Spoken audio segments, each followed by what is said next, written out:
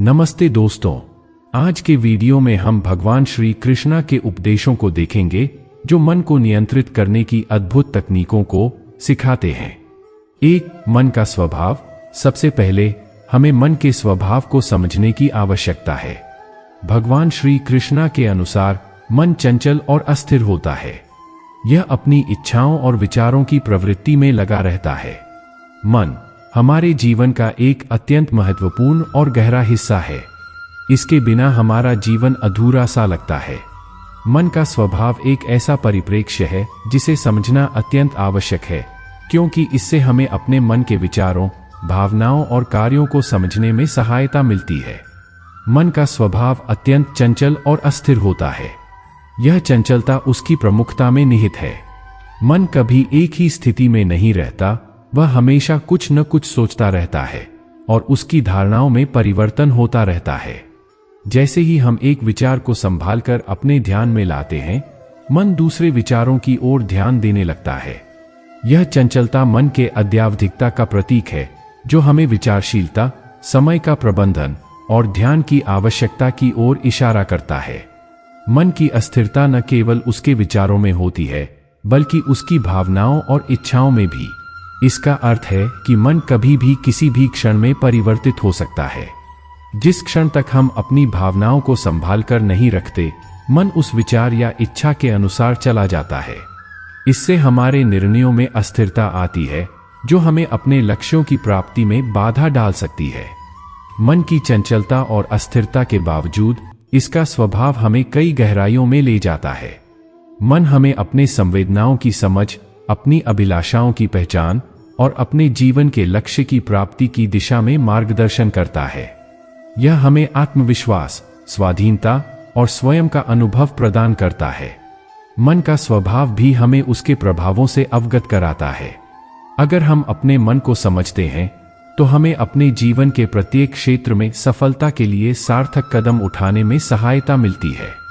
विचारों की सही दिशा में ले जाने के लिए हमें मन के स्वभाव को समझने की आवश्यकता है, जिससे हम अपने जीवन के लक्ष्य को साधने में सफल हो सकते हैं। इस प्रकार मन का स्वभाव हमारे जीवन में एक अद्वितीय और महत्वपूर्ण भूमिका निभाता है।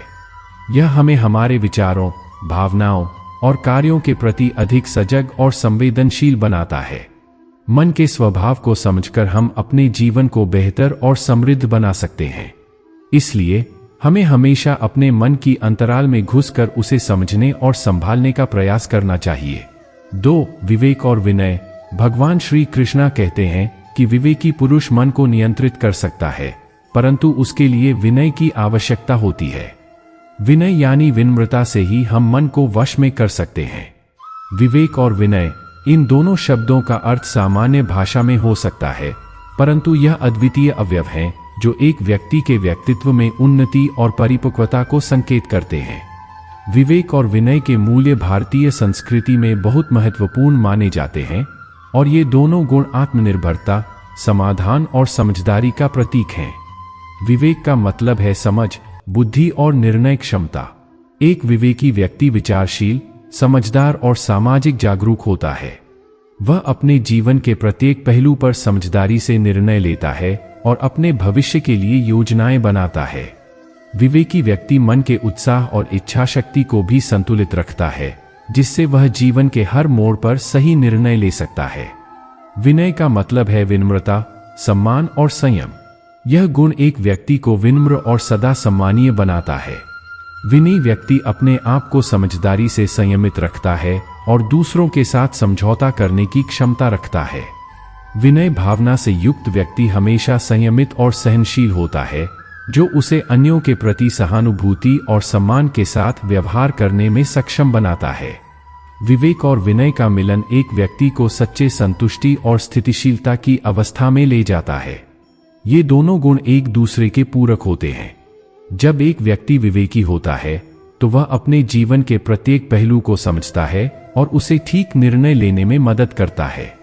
जब वह विनयी भावना से युक्त होता है, तो वह अपने स्वार्थ को दूसरों के साथ समाहित करने की क्षमता रखता है और समाज में एक महत्वपूर्ण भूमिका निभाता है। विवेक और विनय के गुण व्यक्ति को सच्चे मानवता की दिशा में ले जाते हैं। ये गुण उसे अपने आसपास के लोगों के प्रति समर्पित, समझदार और सद्भावपूर्ण बनाते हैं। विवेक और विनय का संयोजन एक व्यक्ति को समर्पित, संतुलित और समझदार व्यक्ति बनाता है, जो अपने जीवन के हर क्षेत्र में सफलता को प्राप्त करने में सक्षम होता है। इस प्रकार विवेक और विनय दो ऐसे गुण हैं जो हमें सच्चे मानवता की दिशा में ले जाते हैं। ये गुण हमें उत्कृष्टता की दिशा में ले जाते हैं और हमें समाज के लिए सकारात्मक योगदान देने में सहायक होते हैं। इसलिए हमें हमेशा विवेक और विनय के गुणों को अपने जीवन में समाहित करने का प्रयास करना चाहिए। 3 कर्मयोग। कर्मयोग मार्ग के अनुसार हमें कर्म करते समय नतमस्तक होकर इसे भगवान को समर्पित करना चाहिए। यह भावना मन को संतुष्ट और नियंत्रित करती है। कर्मयोग हिंदू धर्म के आधारभूत तत्वों में से एक है, जो व्यक्ति को कर्म कार्य के माध्यम से आत्मा का मुक्ति की प्राप्ति के लिए निरंतर प्रयास करने की सलाह देता है।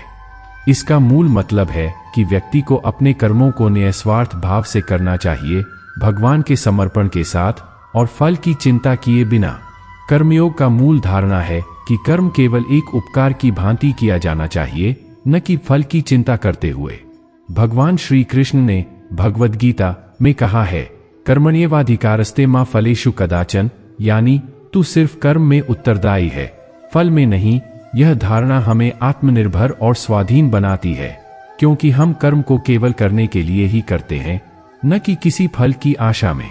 कर्मयोग का महत्वपूर्ण सिद्धांत यह है कि हमें अपने कर्मों को समर्पित करना चाहिए, भगवान को समर्पित करना चाहिए। हमारे द्वारा किए गए सभी कर्म भगवान की पूजा का रूप होने चाहिए और हमें भगवान के द्वारा दिए गए कर्म की प्राप्ति के लिए धन्यवाद करना चाहिए।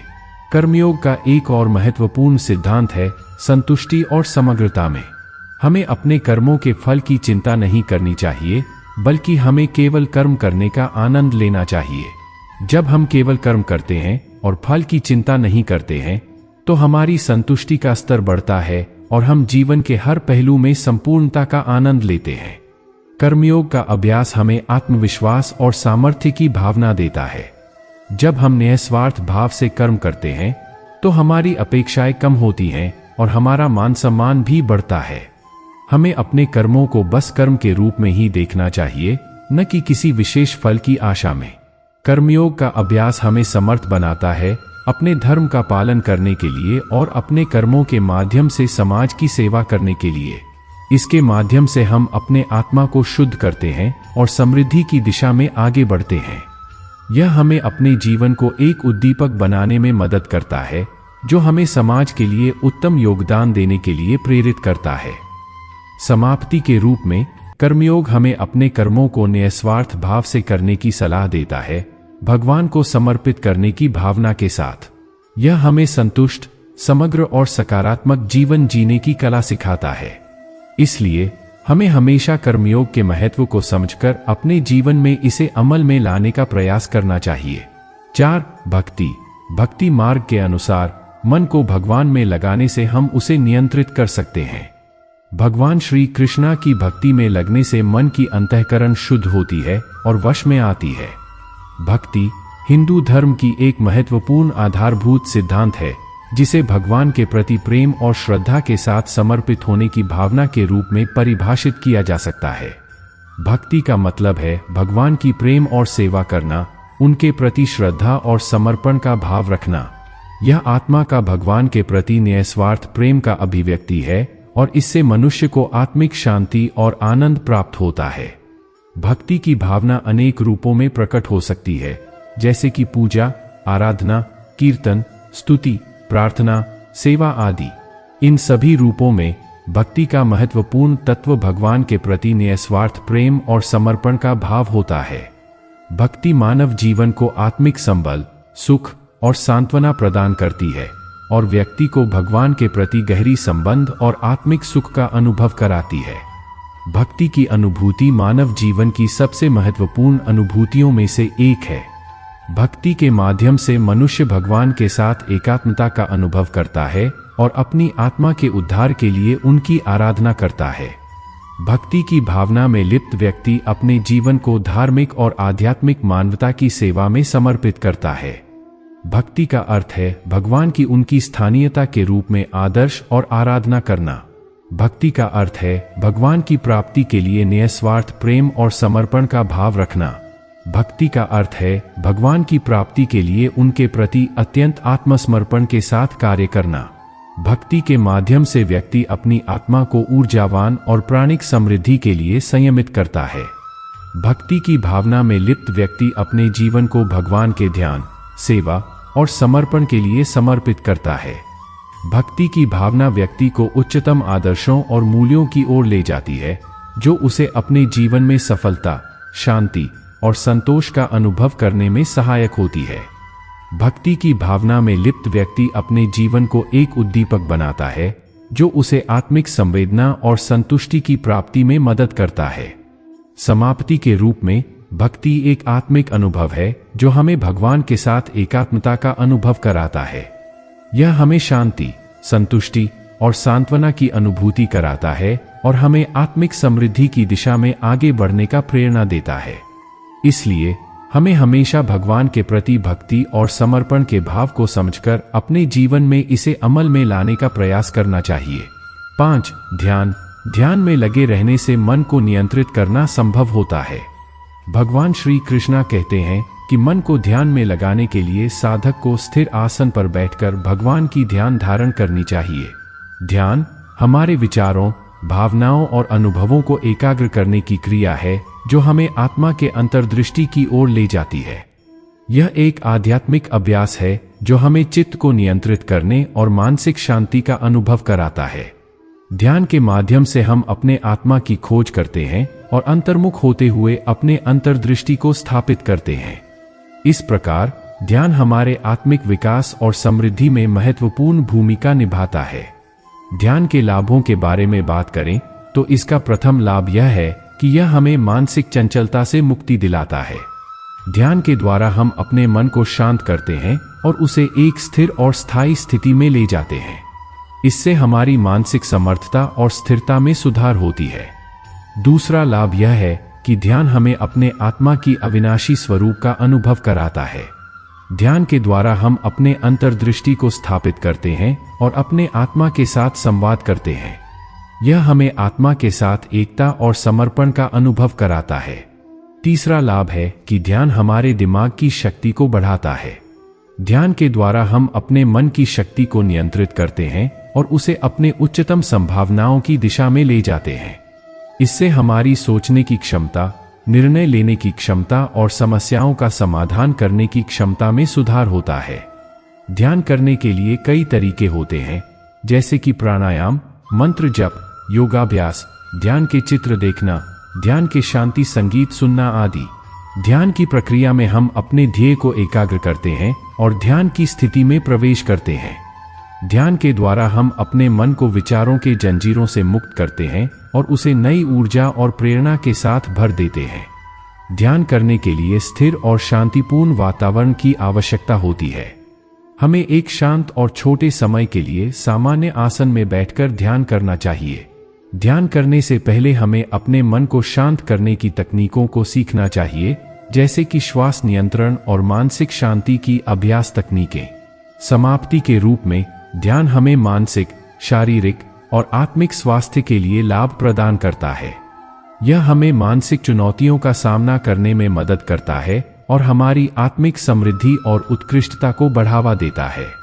ध्यान का अभ्यास हमें आत्मनिर्भर, स्थिर और खुशहाल जीवन जीने में मदद करता है और हमें आत्मिक शांति और संतोष की प्राप्ति में मदद करता है। 6. संयम। मन को नियंत्रित करने के लिए संयम अत्यंत महत्वपूर्ण है। भगवान श्री कृष्णा कहते हैं कि हमें अपने इंद्रियों को वश में करना चाहिए और उन्हें विषयों के प्रति आसक्ति में नहीं पड़ना चाहिए। संयम एक महत्वपूर्ण आध्यात्मिक सिद्धांत है जो मानव जीवन को आत्मविकास और सफलता की दिशा में अग्रसर करने में मदद करता है। यह एक आदर्श गुण है जो हमें मानसिक, शारीरिक और आत्मिक स्वास्थ्य की दिशा में संतुलित और स्थिर बनाता है। संयम का अर्थ है अपने इंद्रियों और मन को नियंत्रित करना और अपने जीवन को नैतिकता, संयम और आत्मनिर्भरता के मार्ग पर ले जाना। संयम के 3 मुख्य अंग हैं: धारणा, संवेदना की संकल्पना, ध्यान, मन की एकाग्रता और समाधि, मन की पूर्ण नियंत्रण। इन तीनों के संयम से हम अपने मन और इंद्रियों को नियंत्रित कर सकते हैं और अपने जीवन को समृद्धि, शांति और संपूर्णता की दिशा में ले जा सकते हैं। संयम का प्रारंभिक चरण होता है धारणा, जो इंद्रियों और मन की चंचलता को नियंत्रित करने की क्षमता है। धारणा के माध्यम से हम अपने मन को एक विशेष ध्येय पर ध्यान केंद्रित करते हैं और उसे उसी ध्येय पर स्थिर और स्थायी बनाए रखते हैं। धारणा के द्वारा हम अपने मन की अनियंत्रित और भ्रमित वृत्तियों को रोकते हैं और उसे शांति और स्थिरता में ले जाते हैं। धारणा के बाद आता है ध्यान, जो मन की एकाग्रता का अभ्यास है। ध्यान के माध्यम से हम अपने मन को एक विशेष ध्येय पर समर्पित करते हैं और उसी ध्येय के साथ अपनी सारी ध्यान शक्ति को समर्पित करते हैं। ध्यान के द्वारा हम अपने मन को एक अवस्था में लाते हैं जो स्थिर और शांत होती है और उसी ध्येय के उपासक के साथ एकता में लग जाते हैं। ध्यान के बाद आता है समाधि, जो मन की पूर्ण नियंत्रण की अवस्था है। समाधि के द्वारा हम अपने मन को पूरी तरह से नियंत्रित करते हैं और उसे आत्मा के अनंत आत्मा में ले जाते हैं। समाधि के अवस्था में हम संग्रहित और समाहित रहते हैं और आत्मा की अनंत शक्ति और ज्ञान का अनुभव करते हैं। संयम का अभ्यास हमें नैतिकता, साहस और संतोष की दिशा में अग्रसर करता है। यह हमें अपने इंद्रियों की प्रतिक्रियाओं को नियंत्रित करने की क्षमता प्रदान करता है और हमें विचारों की उन्नति और ध्यान की गहराई में ले जाता है। समाप्ति के रूप में संयम हमें अपने जीवन को संतुलित, संयुक्त और सफल बनाने में मदद करता है। यह हमें आत्मनिर्भरता, आत्मसमर्पण और आत्मविश्वास की दिशा में अग्रसर करता है और हमें आत्मिक शांति और संतोष की प्राप्ति में मदद करता है। संयम हमें एक उच्च और आदर्श जीवन जीने की कला सिखाता है और हमें आत्मा की अद्वितीयता और शक्ति का अनुभव कराता है। 7. प्रार्थना। अंत में भगवान श्री कृष्णा की प्रार्थना भी मन को नियंत्रित करने में सहायक होती है। भगवान से अपनी क्षमताओं की वृद्धि के लिए प्रार्थना करना मन को नियंत्रित करने में सहायक होता है। प्रार्थना आत्मिक और आध्यात्मिक संबंध की एक महत्वपूर्ण और अटूट धारा है, जो मनुष्य को उच्चतम शक्ति और दिव्य संवेदना के साथ जोड़ती है। यह एक संवेदनशील अवस्था है जिसमें मनुष्य अपने आध्यात्मिक स्वार्थों को प्रकट करता है और अपने मन, शरीर और आत्मा को दिव्य ऊर्जा से भर देता है। प्रार्थना के माध्यम से हम अपने आध्यात्मिक संवेदना को बढ़ाते हैं, अपने अंतर्दृष्टि को स्थापित करते हैं और अपने जीवन को एक ऊंचाई तक पहुंचाते हैं। प्रार्थना का मतलब है भगवान या उच्चतम शक्ति के सामने अपने मन की भावनाओं, अनुरोधों और आशाओं को प्रकट करना।